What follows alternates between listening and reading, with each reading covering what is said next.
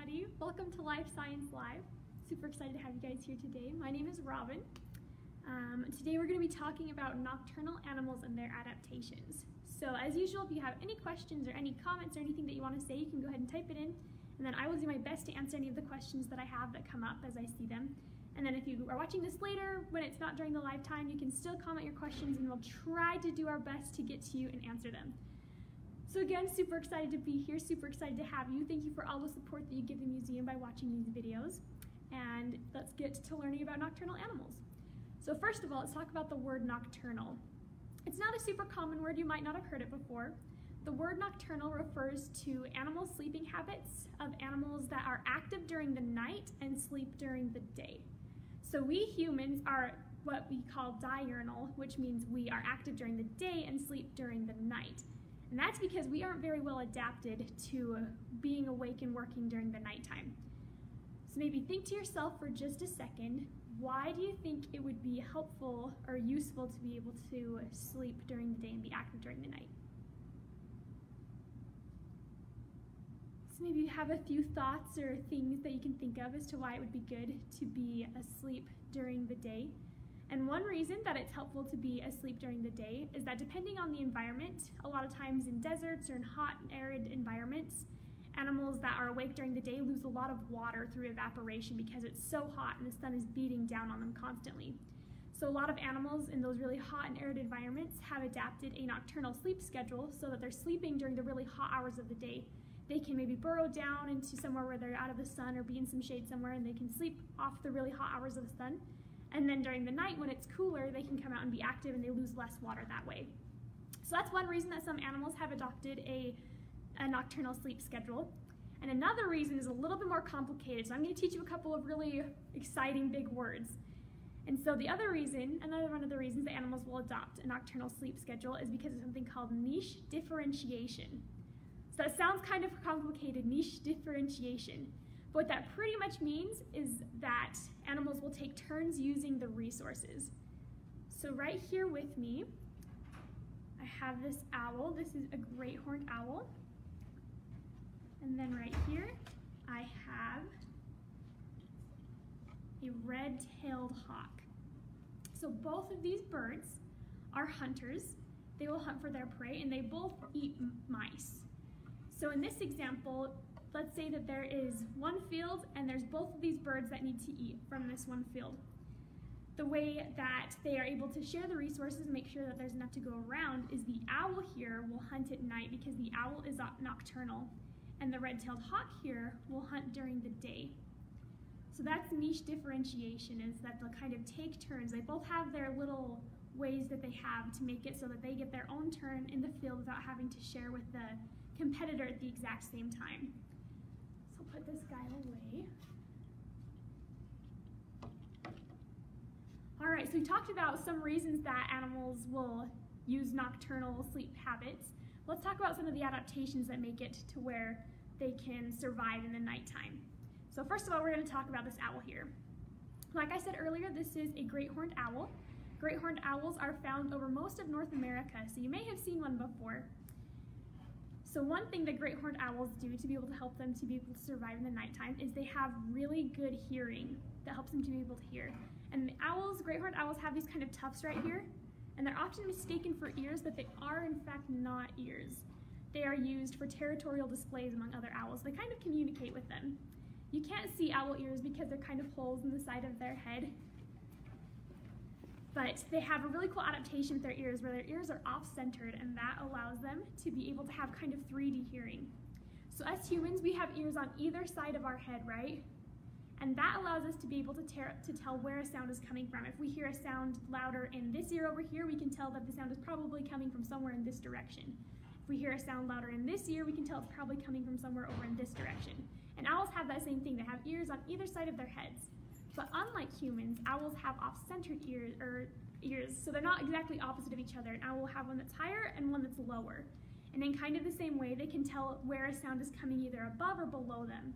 If the sound is louder at the top, they can say, oh, the sound is above me somewhere. Or if it's louder down below, they can say, oh, the sound is below me somewhere. So it allows them to have a really good sense of where something is coming from. So if they hear like a rustling mice rustling mouse somewhere, they can be able to pinpoint where it is really easily and they can be able to find it. And owls not only have really good hearing and really good ears, they have really good eyesight. Look how big this guy's eyes are. They're much, much bigger on his face compared to how big the human eyes are to our face. And this allows them to be able to capture more light and to be able to have better efficiency in seeing in the dark. And their eyes are held in place by a structure in their skull called a sclerotic ring. And that ring makes it so they can't move their eyes from side to side like a human can. Us humans, we can move our eyes side to side, we can roll our eyes, we can move them without moving our head, but owls can't do that. In order to be able to look somewhere else besides right in front of them, they have to move their whole head. So owls can move their head up to 270 degrees either direction to be able to make up for the fact that they can't move their eyes, which is really, really far. If we tried to move our heads that much, we would break our necks. So owls have really cool adaptations to be able to help them to see and hear in the dark and be able to hunt. All right, so that was the owl and how it uses some of its adaptations to see in the dark. And let's talk about another animal. So this right here, this is a copperheaded snake. And snakes aren't always nocturnal. This particular type of snake is only nocturnal at some parts during the year, a lot of times in the summer when it's really hot. But they have this adaptation that allows them to hunt and to see in the dark. So you'll see, I'll get the snake's head really close up here. The snake has two holes on its head right there, one right there and one right there. So one of those is the nostril, the one that's closest to the edge of his nose. That's how the snake breathes. And the one right here is called a pit organ. And the pit organ has something called a pit sensor. And the pit sensor right there allows it to be able to pick up heat signatures. So even if it can't see in the dark, if it's tracking a prey, it can be able to tell where the heat is so that it can follow the heat signature of the prey, which is a very efficient way of hunting because it allows it, even if it can't see the prey or if the prey is hiding somewhere, if it can pick up the heat, if they can pick up a heat signature where the prey is, they're able to track it down and hunt it. So it's a very, very effective way of hunting in the dark. So that was our copperheaded snake. Next, we're going to talk about this guy right here. He is a Mexican free-tailed bat. Unfortunately, his wings are a little bit broken. But bats are very cool. Bats are mostly nocturnal. They hunt primarily at night as well. And bats have this really cool thing called echolocation. So it's a really common misconception that bats are blind. Bats are in fact not blind. They can still see. But they use their echolocation to supplement their seeing and their hunting at night. So what the bat will do is it will let out a series of really high-pitched chirps. A lot of times they're so high-pitched that humans can't even hear them. But they let out these high-pitched chirps and the sound waves go away from the mouth. And then if it bumps into something, the sound waves will reflect back to the bat. So the bat can tell that there's something in front of it. And it can use that to hunt it down. And they're so good at this technique that they can tell when something as small as a mosquito is in front of them. And they can tell where it is. And that they use that to be able to hunt it down and to catch it. And that was how a bat will find its dinner. So that is the Mexican free-tailed bat.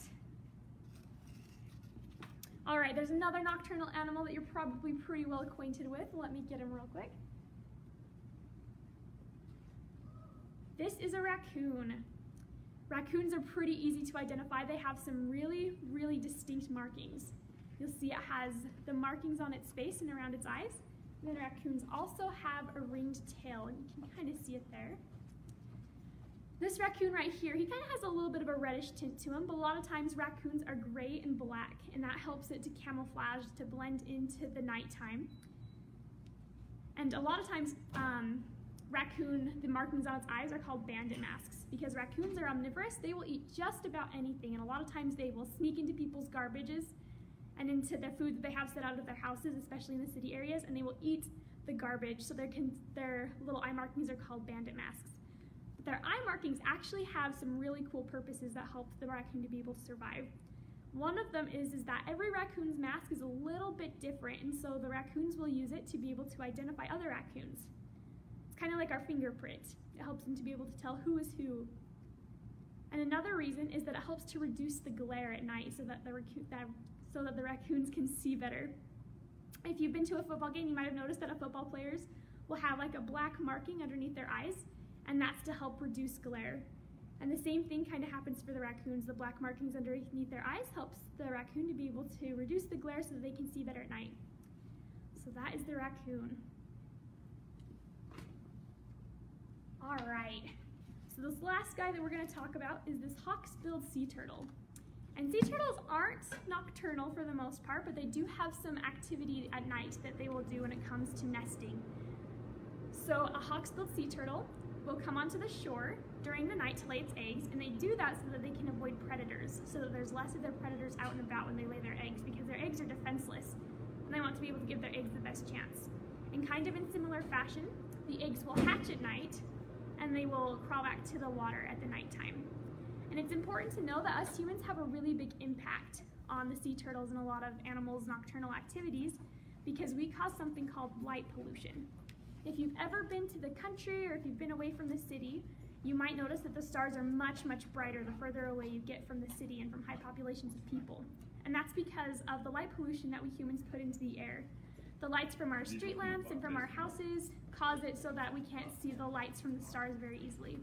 And that messes up with the sea turtles. It confuses them. When they hatch, they can get disoriented by the lights of the city. And so a lot of times they'll go the wrong direction. They'll go away from the ocean. So it's important to know that our actions can impact the wildlife around us. And we need to be careful and try and turn off our lights and use our outside lights as little as possible. And we don't live close to the ocean, so the sea turtles don't really affect us, but there are other nocturnal animals that are in our area that we need to be careful with how we use our light. So that's all I have for you guys today. Thanks so much for watching and learning about nocturnal animals with me. Be sure to tune in tomorrow. We have discovery reading, and we hope you have a great day. See ya!